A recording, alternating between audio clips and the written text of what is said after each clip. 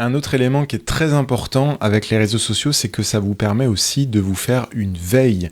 Il y a beaucoup de gens, je cite l'exemple, qui me disent j'ai pas envie de m'inscrire sur Twitter parce que j'en entends souvent du mal, ou je sais que il y a plein de gens qui se font clasher avec des discussions de plusieurs kilomètres, ou qui se font pourquoi pas malmener ou insulter sur les réseaux sociaux, notamment celui-ci. Il faut vraiment se dire que vous pouvez avoir un compte sur certains réseaux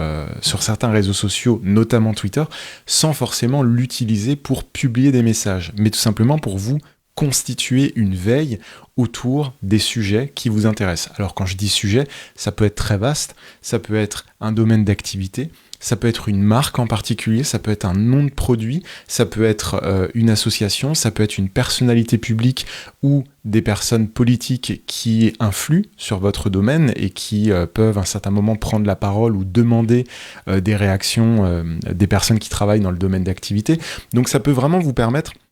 de vous connecter à votre domaine d'activité, ou au sujet qui vous intéresse, ou à la marque que vous souhaitez suivre, et d'être constamment au fait de l'actualité. Quand je dis actualité, c'est très vaste, ça peut être l'actualité économique, ça peut être vraiment qu'est-ce qui se dit sur votre produit, votre société ou votre domaine d'activité, où vous suivez les dernières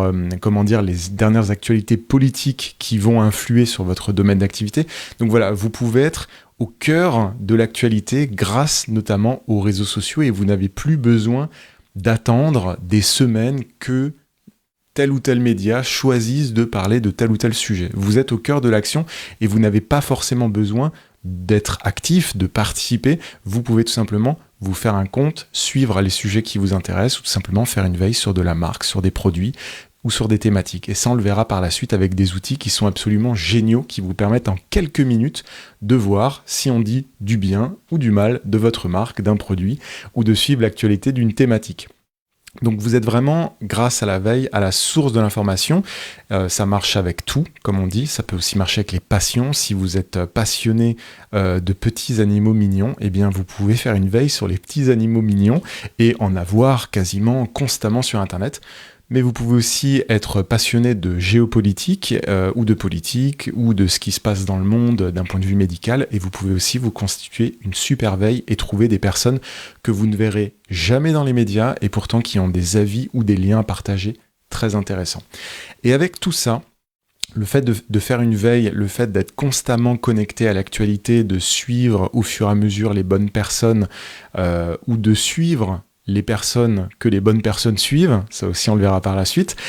vous allez d'une certaine manière devenir une ou un leader d'opinion parce que vous êtes constamment au fait de l'actualité dès qu'elle est dispo. Dès qu'elle est dispo et dès qu'elle est publiée,